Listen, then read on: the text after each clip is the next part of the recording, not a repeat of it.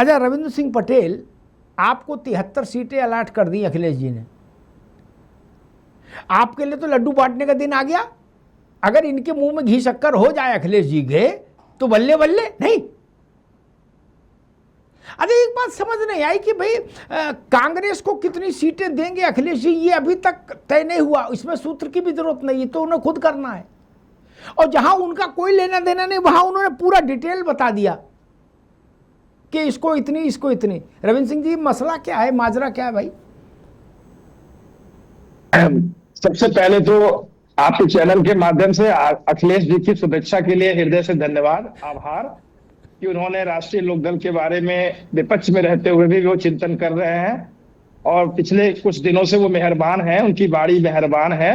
और हमारे कुछ जो हमारे कील और कांटे कुछ ढीले पड़ गए थे, उसको उन्होंने इतनी ऐसी बात बोल के बिल्कुल दुरुस्त करा दिया। हमारे कार्यकर्ता पूरे जोश में भरे हुए हैं कि हमें अब समाजवादी पार्टी को जवाब देना है। पहले तो ये। दूसरा ये कि आपके चैनल के माध्यम से इस बात को भी समझना होगा कि जब हम पिछले विधानसभा चुनाव में समाजवादी पार्टी के साथ घटक दल के रूप में गठबंधन में थे, तो समाजवादी पार्टी ने कितना कैसा व्यवहार हमारे साथ किया था, वो पूरे देश और प्रदेश की जनता ने देखा था। तीसरा ये कि जब समाजवादी पार्टी को देने की बारी आती है तो वो कहते हैं साहब आप इसे संक्षेप करो, कम करो, हम पश्चिम में तो देंगे, पूरब में नहीं देंगे। मैं पूरब में स्वयं उम्मीदवार था मिर्जापुर चुनाव विधानसभा से, लेकिन उन्होंने बात करके वो मुकर गए।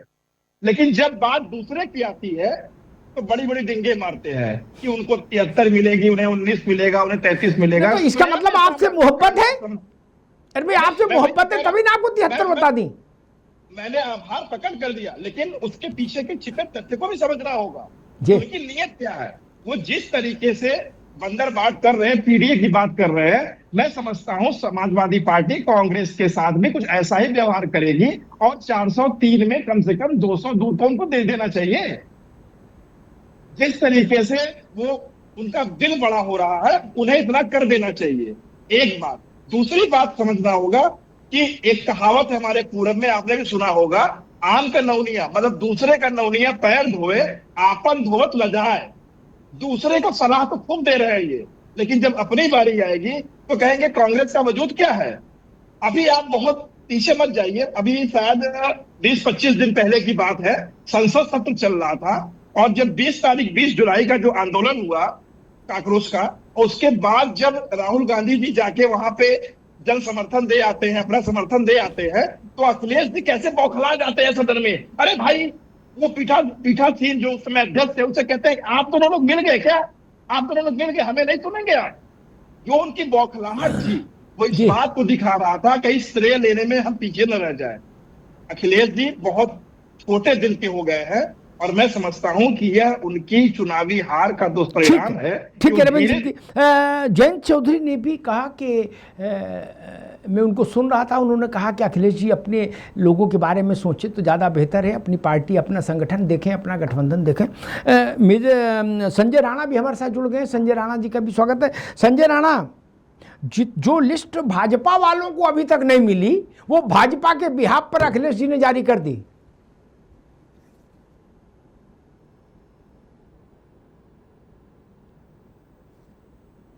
संजय राणा, आवाज आ रही है? अच्छा, कोई दिक्कत है? देखिए आशीष चतुर्वेदी साहब, आपसे यही सवाल, जो लिस्ट भाजपा ने अभी बनाई नहीं, भाजपा ने कलम खोला नहीं, कागज निकाला नहीं, राजभर से, अनुप्रिया से, किसी से चर्चा नहीं हुई, जयंत चौधरी से कि किस कौन कहाँ लड़ेगा, अखिलेश जी ने पूरा डिटेल दे दिया। एक होता मोटा मोटा बताना, उन्होंने तो नंबर कोट करके बिल्कुल नीचे मोहर लगा के दस्तखत नहीं छोड़ा, बाकी तो सब कर ही दिया कि final, done, okay, tata, bye bye. इसे राहुल जी कहते हैं। ऐसा क्यों? ये चकल्लस है या क्या है? मतलब जैसे उत्तर प्रदेश में चकल्लस शब्द भी एक चलता है। आशीष जी, व्यंग्यात्मक प्रयास है अखिलेश जी का, क्योंकि वो भी जानते हैं और हम भी जानते हैं कि जितनी भारी मात्रा में अखिलेश जी ने घटक दलों को सीटें दी हैं, उसमें 1/10वां भी नहीं मिलना है, ये सबको पता है। और इसीलिए उन्होंने एक फिगर ऐसे बोल करके जो है वो निकाल दिया है। अगर आप देखें तो 2022 के जो चुनाव था, भाजपा के 2 घटक दल थे और उन्होंने 15-16 सीटें अपने घटक दल को दी थी जो साथ में थे उनके। 2024 आता है, उन्होंने 80 में से 8 सीटें जो हैं अपने सहयोगियों को दी उत्तर प्रदेश में। इस बार 4 लोग हैं उनके साथ, 4 अलग अलग दल हैं। तो जब 4 अलग दल हैं तो वो सीटें कितनी दे पाएंगे और कितनी देना चाहेंगे वो तो वक्त ही बताएगा। लेकिन जो नहीं, आपकी उसमें क्या दखल और रुचि, मैं ये समझना चाह रहा हूँ। वो क्या करेंगे वो पल्लवी से पूछेंगे, आपकी उसमें क्या रुचि? भाई वो कुछ करें, वो पूरे घर के सारी संपत्ति दान कर दें या बाकी की भी छीन लें, आपको क्या लेना देना? आप कांग्रेस पे फोकस करो, वहां आशू मलिक और इमरान मसूद धतेरे की दे रहे हैं, दे जूता। आप उसको नहीं सलटा रहे और इस चक्कर में पड़े हो यहाँ सावन के महीने में। देखा नहीं अमिताभ जी, पूरा देश बरकरार बहुत बेताब है ये देखने के लिए, जिस दिन भाजपा कुछ दान करेगी वो तो छीन ही रही है कि वो जो 40% टैक्स तक लग गया और जितने आशीष भाई मेरा सिर्फ आशीष भाई मेरा एक पिन पॉइंटेड प्रश्न है आपको, यानी अखिलेश जी को एनडीए में किसको कितनी सीट मिले इसकी इतनी चिंता क्यों? इस पर छोटी सी टिप्पणी, फिर बाकी के पास चलता हूं। देखिए ये एक जरूरी चीज है क्योंकि राजनीतिक दल है, हम भी जानना चाहते हैं, देखना चाहते हैं कि भाई कहां से कितनी सीटें दी जा रही हैं, किसको दी जा रही है। एक रुचि तो रहती है, बाकी फैसला उनका है निश्चित रूप से। ठीक। संजय राणा आवाज आ रही है? कितनी सीटें ये देने अच्छा ठीक है। आशीष जी ने कही रुचि तो रहती है, ये बात ठीक है, लेकिन मैं एक बात कहूंगा, रुचि रहना और लिस्ट जारी कर देना दोनों में जमीन आसमान का अंतर। रुचि अपने टेबल पर रखी जाती है, क्या मोबाइल में रखी जाती है, उसको अपने दस्तखत करके लिस्ट नहीं जारी की जाती। यार ये तो पार्टियों के ऊपर छोड़ो, आप दूसरे मोहल्ले की भी लिस्ट जारी किए दे रहे हो, अपनी छोड़ो। ये रुचि रखना नहीं, रुचि तो सब रखते हैं, एक दूसरे से चर्चा भी करते हैं। खैर अतीक खान साहब, जो लिस्ट में आपकी सीटें बताई हैं 35-36 कितनी बताई मैंने ध्यान नहीं इस वक्त, आपको कैसा फील हो रहा है कि मान लो यही सही निकल जाए तो मामला चकाचक है कि नहीं? या लग रहा है ना भैया मतलब ये है कि कटोरी में थोड़ा घी बूरा भी चाहिए साथ में, खाना तो ठीक है लेकिन घी बूरा मिल जाता थोड़ा ठीक, ऐसा कुछ है क्या फीलिंग अंदर से? देखिए आदरणीय अखिलेश यादव जी को दूसरों को उपदेश देने से पहले अपने गिरेबान में झांकना चाहिए कि आज इनका संगठन कहां खड़ा है, आज इनकी पार्टी कहां खड़ी है, इनके सांसद विधायक टूट करके दूसरी जगह पर जा रहे हैं। तो मुझे लगता है इनको इस पर ध्यान देना चाहिए। अभी तो कहीं नहीं सांसद विधायक, अभी कहां गए? सीट ले रहा है, अरे पहले गए ना। अगर वो इतना ध्यान अपने पार्टी पर, अपने पार्टी के विधायकों पर दिए होते तो शायद ये दिन इनको ना देखने पड़ते। दूसरी चीज मैं बताऊं, जब ये विधानसभा में विपक्ष के नेता थे तो जनता को इनसे बड़ी उम्मीदें थी कि ये गरीबी पे, बेरोजगारी पे, महिलाओं पे और बहुत सारे मुद्दे ऐसे हैं जो समाज के मुद्दे हैं, उन पर ये बहस करेंगे। लेकिन इन्होंने इधर उधर की बात करके वहां से ये निकल लिए। तो कभी इन्होंने मुद्दों की राजनीति नहीं की है, इसी तरीके का इल्जाम ये लगाते हैं लोगों पर और बिना सर पैर की बात पीडीए के नाम पर झूठी राजनीति करते हैं और इनके पास कोई मुद्दा नहीं है। मुझे लगता है कि इनको खुद सीखना चाहिए। अभी कहीं ना कहीं राजनीति में पीछे हैं, लोगों को सीखना चाहिए। दूसरों पे इल्जाम लगाने से पहले इनको 27 की तैयारी करनी चाहिए। और जो पार्टी एनडीए, देखिए एनडीए आज जनता इसे स्वीकार कर रही है और जनता चाह रही है पूरा जो कोर वोट बैंक है, जो युवा हैं, जो किसान हैं, सब आज एनडीए के साथ मजबूती से खड़े हैं और एनडीए खुद तय कर लेगी। देखिए एनडीए के जितने घटक दल हैं ये पूरा विश्वास रखते हैं आदरणीय प्रधानमंत्री जी के नेतृत्व में जो भी सीटें मिलेगी वो स्वीकार है। हम सारे लोग मिलकर के पूरी की पूरी 403 सीटों पर लड़ाई करेंगे। जी नहीं खैर वो तो स्वीकार करना तो फिर जरूरी है। पल्लवी सिंह जी, आपके यहाँ से कोई 2 सवाल, क्या आपके यहाँ ऐसी कोई बंटवारा हो गया, और अगर बंटवारा हो गया तो उस फाइल में जो जिस पे नंबर लिख के फाइनल रखी गई होगी वो फाइल चोरी हो गई क्या? अखिलेश जी क्या पहुंच गई? क्योंकि ये तो बिना फाइल वाला मामला नहीं, उन्होंने तो पूरी संख्या बता दी 73, 39, 31, 19। ओके फाइनल डन, सिग्नेचर मोहर। जी अमिताभ जी देखिए, वहाँ समाजवादी पार्टी की या पूरे विपक्ष की यदि बात करें तो इन लोगों की आदत हो गई है अफवाहें फैलाना, एक नैरेटिव सेट करना, झूठ परोसना। ये 2024 के इलेक्शन में भी हम देख चुके हैं। आरक्षण और संविधान के नाम पे उन्होंने किया था। तो अभी ये ऐसा कह के वो चाह रहे हैं कि हमारे दलों में जो है वो टूट फूट मचे। लेकिन अखिलेश जी को कहना चाहूंगी कि एनडीए और उनके बीजेपी और उनके सहयोगी दलों की चिंता छोड़ दीजिए, अपनी पार्टी और अपने गठबंधन को संभालिए। हमारे एनडीए में सीट बंटवारा कोई ऐसा विषय नहीं है जिसमें अखिलेश जी सूत्रों के हवाले से तय करेंगे। हमारा जो भी सीट बंटवारा होगा, भारतीय जनता पार्टी सहयोगी दल आपसी बातचीत और संगठनात्मक ताकत के आधार पे तय करेंगे।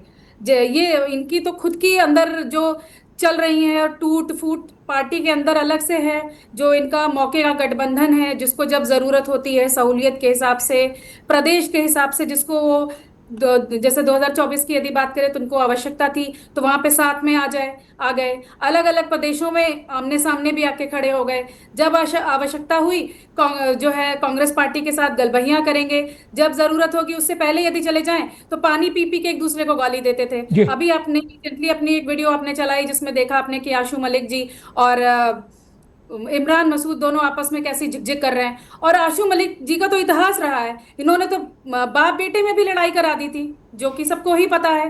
पहले भी इस तरह की समस्याएं जो हुई इनकी पार्टी के अंदर, फूट डालने का काम भी उनकी पार्टी के ही लोगों ने किया, नेताओं ने किया। चाचा भतीजा का विवाद हो, बाप बेटे का विवाद हो, पार्टी के नेता ही उसमें शामिल रहा है। तो अपनी पार्टी को इनको बेहतर तरीके से देखना चाहिए।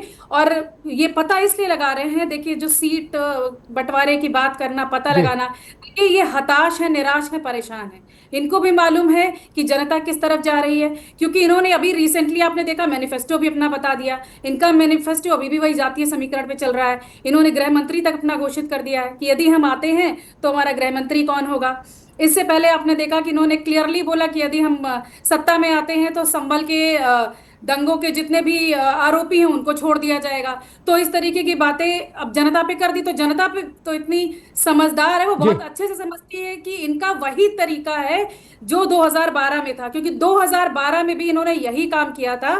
बनारस के जो सिलसिलेवार बॉम्ब ब्लास्ट के आरोपी थे उनको बचाने का प्रयास भी इन्होंने किया था, और 2013 तक ये प्रक्रिया भी शुरू कर दी थी। बीच में हाईकोर्ट को इंटरवीन करना पड़ा, तब ये पीछे हटे थे। ठीक तो बात अभी पल्लवी, ठीक है, आऊंगा आपके पास दोबारा।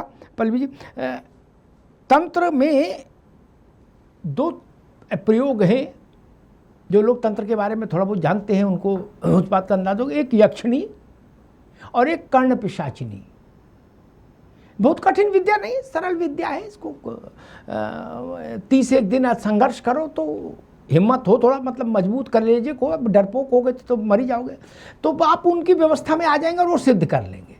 उसकी सिद्धि से आशीष बाबू, मालूम आप तो सेना में रहे इसलिए आपको जानना जरूरी है। जो लोग गांव देहात में रहे वो तो जानते हैं, अब आप तो उधर निकल गए थे सेना में। उस सिद्धि से ये होता है कि जैसे कि इनको मान लीजिए कि रविंद्र को कर्ण पिशाचिनी सिद्ध है। अब आप सामने आए, क्या इनने उससे कहा कि सामने जो व्यक्ति बैठा है इसका भूतकाल बताओ पूरा, तो ये बता देंगे कि आपके गांव में वो दाएं हाथ पर नीम का पेड़ है, उस बाएं हाथ में भैंस बंधी है और ये कुर्सी यहाँ रखी है, बाबा लेटे हैं अंदर। आप चमत्कृत हो जाएंगे कि भैया देखो सिद्ध पुरुष है। वही काम यक्षिणी करती है। ये अखिलेश जी ने आज ट्वीट किया, इसके में ये दो ही चीजें लग रही हैं कि या तो यक्षिणी सिद्ध हो गई या कर्ण पिशाचिनी है, और कोई नहीं जान सकता। राजनीतिक आदमी थोड़ी नहीं जान सकता। संजय राणा जी, पूरे उत्तर प्रदेश में लोग यही पूछ रहे हैं कि भैया अखिलेश जी, जब भाजपा ने कोई बैठक की नहीं, अभी तक कोई कागज पत्र बना नहीं, कोई किसी को बुला के पूछा नहीं, एक प्रक्रिया चलेगी, बीजेपी सबको बुलाएगी, अलग अलग अनुप्रिया आएंगी, राजभर आएंगे, जयंत चौधरी बैठेंगे, दिल्ली के साथ भी बैठेंगे, उत्तर प्रदेश के साथ भी बैठेंगे, तब कहीं जाके तय होगा। और अभी इसमें 3-4 महीने हैं। अखिलेश जी ने फाइनल लिस्ट जारी कर दी।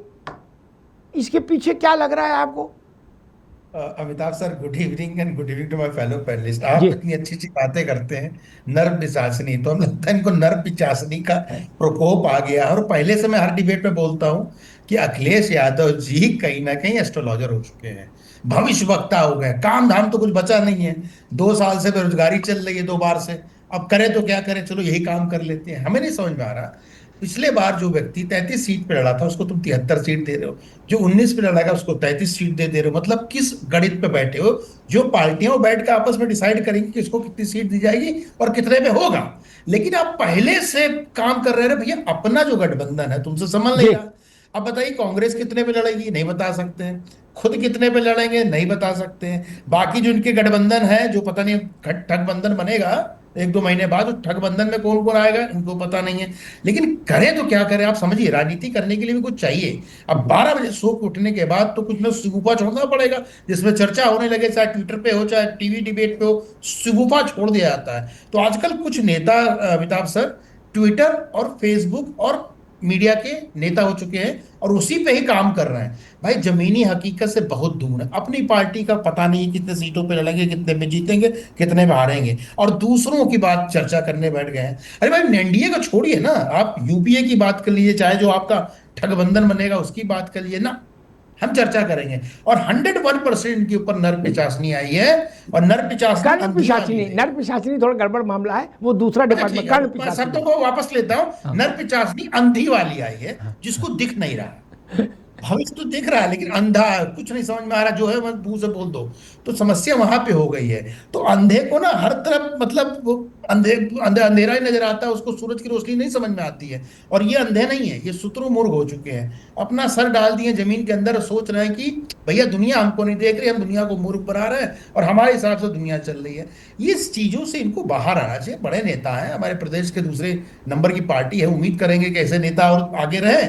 लेकिन जिस तरह से राजनीति वो कर रहे हैं, उस तरह की राजनीति शोभा नहीं देती है, उस तरह की राजनीति लंबी नहीं चलती है। मुद्दा अभी 4 महीने 5 महीने चुनाव के बजाय मुद्दे लाइए, जनता की बात की, जनता को अपने तरफ आकर्षित कीजिए, जनता आपकी बातें सुने। आप सेमिनार कीजिए, आप जन आंदोलन कीजिए, हम कहते हैं बैठ के भाषण दीजिए, पार्टी का संगठन को मजबूत कीजिए, तेजी से जमीन पे दिखना चालू कर दीजिए ना। वो सब काम नहीं करेंगे और बैठ करके चालू हो गए कि भैया तुमको सुजासपा वाले तुम्हें इतना मिलेगा, आरएलडी वाले भैया तुम्हें इतना मिलेगा। तो जयंत भैया ने इनको सही बोला है, जयंत चौधरी जी ने एकदम तरीके समझा दिया, तो अपना काम करो बाबू, हमारे तरफ मत देखो। हम खुद से, हमें पता है हमें 54 मिलेगी, 58 मिलेगी, 2 रुपया मिलेगा, हम अपना हिसाब किताब देख लेंगे, तुम अपना देखो। तो अब इसके बाद भी इतनी, मतलब नहीं, संजय राणा क्या क्या आपको लगता है कि अखिलेश यादव भाजपा के एलाइज को, ये जो 4 पार्टियां हैं, इनको प्रवोक करने का एक गिमिक कर रहे हैं कि भाई देखें? हालांकि राजनीति बड़ी ही निष्ठुर होती है, वो उसमें प्रोवोकेशन का कोई स्थान नहीं होता, वो वेल डिसाइडेड मूव होता, उसमें प्रोवोकेशन से कुछ नहीं होता।